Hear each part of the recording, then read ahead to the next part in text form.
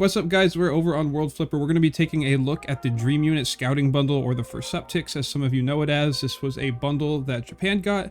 We are now confirmed to be getting it. I wanted to cover all of my little choices for units that are going to be available with this exchange ticket here.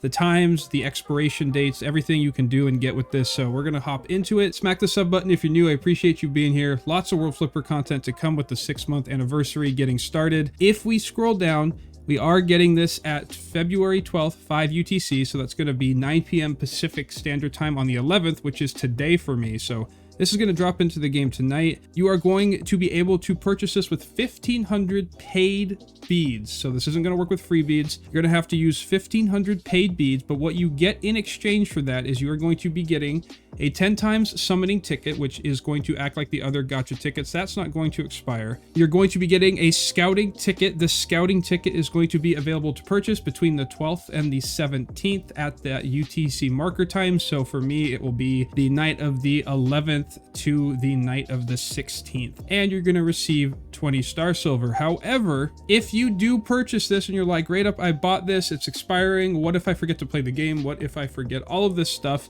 As long as you log in, you are going to get reminded that this is here and you won't be able to proceed through the game until you use the ticket. This is basically saying if you have the scouting ticket, you forget to use it, you don't use it within that time window before the 27th, it's going to pop up, it's going to make you exchange for a unit before you can continue to play the game. It's literally just going to pop up, you're going to have to pick somebody and then it will go. So it's not going to completely disappear in theory, but if you haven't made a choice or you don't know who to summon for and you're holding on to it to see who you pull over the course of this anniversary between that time period, this is definitely something to be aware of because you will get forced into a selection if you choose to purchase this. Now, that being said, this is very important, at least in my eyes. We have free multis coming. We have 17 free multis worth of summons. Lots of beads are going to be given away on top of that. I'm going to do another video talking about even more events that we're getting, community events going on, all that good stuff. But if you hold this ticket, if you choose to purchase this ticket and you hold it while you're doing your free summons up to that expiration point, you might be able to fill out your roster a little bit more, and then you will be able to grab the units you are missing at that time. Instead of going in now, you buy this bundle here, you get the ticket, you exchange, you go into your first free multi for the half anniversary, and then you pull what you just exchanged for. It's not what you want to do. You do not want to do that. You want to hold this until the point where you realize you're probably not getting the unit you're summoning for.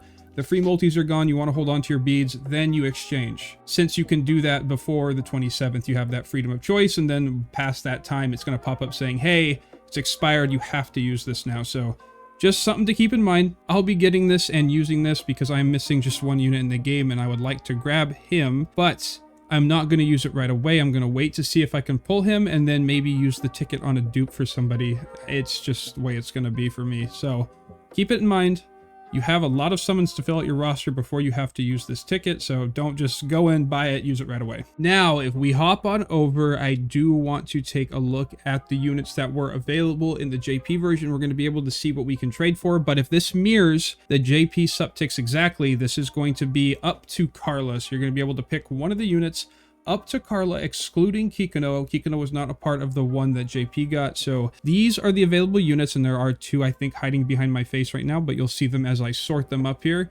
I'm going to go through each element. I'm going to sort them by priority for that element and then move the ones that I think are like the overall choices to the top so you guys can see a little breakdown of what you should be choosing or what you might like to follow. We're going to place, obviously, Rolf is going to be the fire priority. And this, if you've already been playing the game a little bit and you might be missing units here and there, it's just prioritizing. If you are missing X unit in the front, you want to grab that one first and then kind of going down the line depending on how your box looks or what you may or may not have, because people's boxes are varying greatly. So this is going to be different for everybody watching this. I wanted to cover that. And then next, I would say in overall usefulness and just stuff you want to see, I am going to put Marina up here next to Rolf. Marina is that multi-ball support. She is so strong on a fire multi-ball team. I just pulled her recently and I've been using her, and it's night and day when you have her on the team. So definitely after Rolf for fire on the Suptix, I would put Marina. You then have Clarice. Clarice is a great damage dealer. She gives skill gauge, she raises skill damage. She is a great choice too to have. And then finally finally Wagner. I'm following a little bit of different advice because I'm just missing him, so he might be the unit I choose if I can't pull him during these free multis. And then moving down to water, we have Cypher, Celine, we've got Remnant and Sonya, and Suizan. So for terms of who you should grab for this, I really do think if you don't have Sonya, I really do think Sonya is a great priority. You can use her as a sub, you can use her as a leader.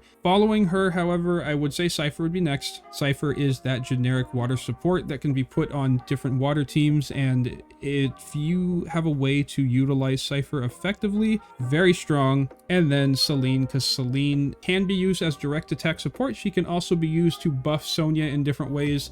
Celine's pretty good. Following Celine, you've got Remnant. Remnant is definitely the direct attack style. And then finally Suizan. So that's my water lineup for this Suptix. I think that is the priority that is going to be needed for these water units based on what you have or may not have. Moving down to Thunder, this is a no-brainer for me. It is going to be Metis. Metis is going to be the unit to get if you do not have Metis. Metis can lead to insane fever teams that can clear Necropolis in seconds, under minute runs. She can be used on teams to clear out the Hermit Godly if you don't have them. She is all around a very good unit.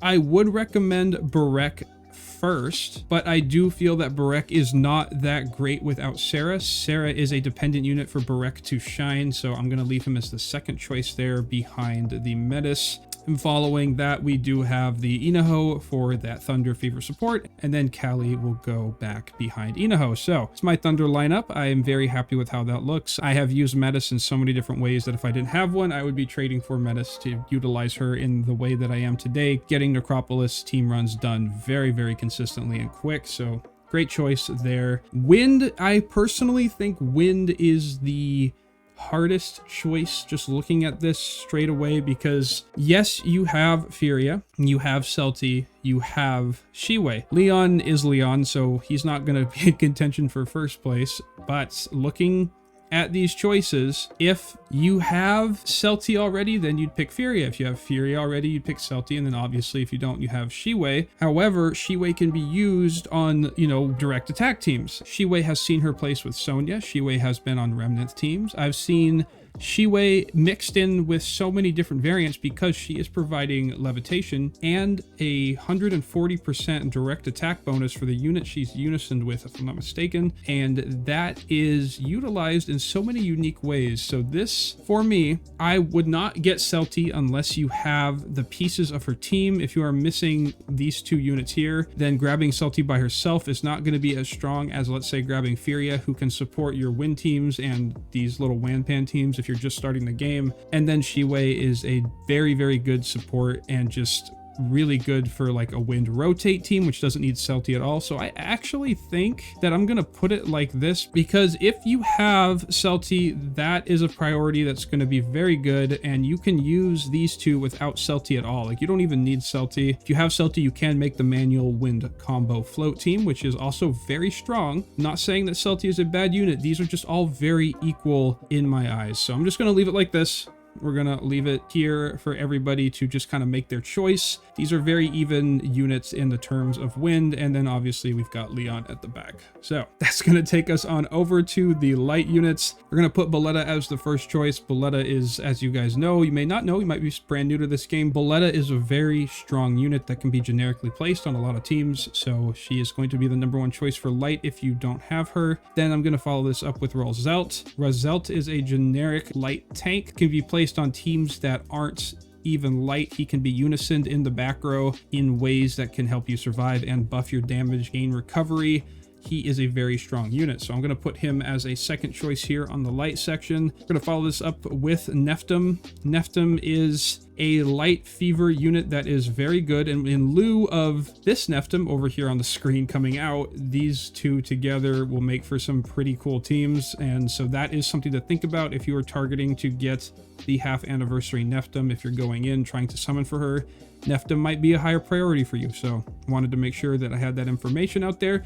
And if you hold your ticket, you do your summons, you're like, man, I don't know what to get. You might be missing Neftum in another unit. You might have the Boletta Razelt already. Then you pull half anniversary Neftum. You're like, oh my gosh, I can now use the regular Neftum. You go in with your ticket, grab it, and now you're good to go. So keep that in mind. Keep in mind that you do have summons to fill out this roster going into this Dream Unit Scouting Bundle if you do choose to purchase it. So after that, I would put Turgis here. Turgis, he is a really fun unit. He is used in light direct attack teams. He can be put on fever teams. He can be ran on his own team. He can be the leader. He's pretty versatile in the terms of just fun little off-meta teams. And he's got some nice little fever effects too. I mean, especially with the Neftum coming out.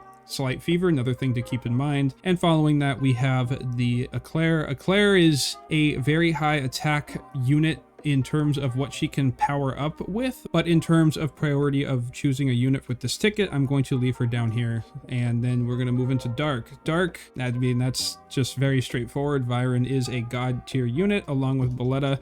These two are very strong choices. And then moving into the next unit for Dark, you have Carla and you have Belcidia. And what I'm going to say here is I'm going to put Carla ahead of Belcidia because we are getting Olivia. Olivia in the half anniversary is a dark direct attack unit. It just feeds off of all these units that are dark and direct attack, so it thus makes Carla better than she was before by herself. Following her is going to be Belcidia. Belcidia is still that Enmity glass cannon team. Go in, lower your HP, nuke down the boss. She's fun, but if you do not have a full invested team for Belcidia and you try to do the Enmity style gameplay where your HP drops, get more damage, and you're not fully invested in the mana boards, and you try to do some weird builds with this, it can lead to disaster very quickly. So I'm going to put her after Carla, especially with Olivia coming out. And then finally we have Moramia. Moramia is still one of my favorite art units in the game, but she sadly just, her skills seem to lack in every department. There's not one that shines or stands out, and then it's just all over the place, giving you bonuses everywhere instead of focusing percentages into one place, which is really strong in this game because you have attack going up and then you have huge skill damage modifiers. Those are going to multiply into each other and you're going to get this crazy multiplied damage value, and then having lower values in each section where you're not focusing on one thing individually can lead to some pretty mediocre runs, which is what she sadly suffers from. So we're going to keep her at the end of Dark. And now for overall priority, if you are looking at this and you're going, well, I don't know which one to choose. I do think if you've been playing a while, if you have not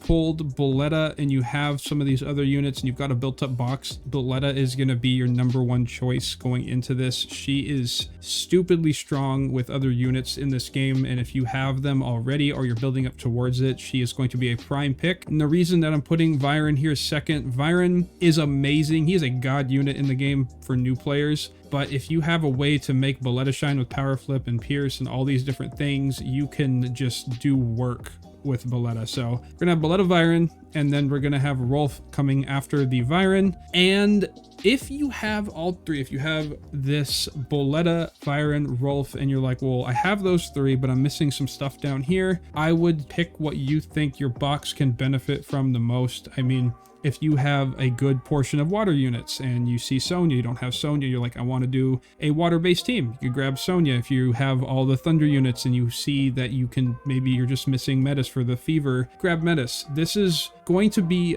pretty box dependent on what you may or may not be missing. If you have two elements that are pretty close, it really comes down to what team you want to play, and it's probably still going to be a great choice for you. Or you can just grab what you're missing. You might not be too worried. You might be missing some mediocre units and you might not really care. You go through your free multis and you're like, oh, well, I didn't get anything, and now you're just grabbing the unit that you're missing. Like for me, I am grabbing Wagner. I'm missing Wagner and he's going to be my #1 priority, but that's just my personal case because I am missing him and I want to complete out my roster so I have the full list of units to make builds and videos for you guys. So let me know if you are choosing to even purchase the Suptix itself. It is 1,500 paid bees. This is not a free thing that they are giving out to everyone. They are giving out an insane amount of free stuff though. Like, I'm not saying they're not giving us stuff. This is insane. I'm going to do a video covering all the free beads that we are getting. We got announced that we're getting even more than I initially thought. So stay tuned for those videos. We're going to cover the community events, take a look at everything we are getting and the little campaigns and the boss missions that are opening up for you new players. You might not know exactly what those mean. So thank you for being here. Smack the sub button if you're new. I do appreciate each and every one of you coming out here supporting the World Flipper content. Game is just growing from what I've seen, at least. I don't know. I might be completely wrong there, but I have had more and more comments every day about new players coming into the game not knowing what to do, and this is a huge anniversary event where we're going to get an influx of a lot of new players just on the fact that you're getting 17 free multis. Even a friend of mine that stopped playing is like, I want to play again. That's a lot of free summons, and I'm like, yes it is, welcome back. So I will see you guys in the next video.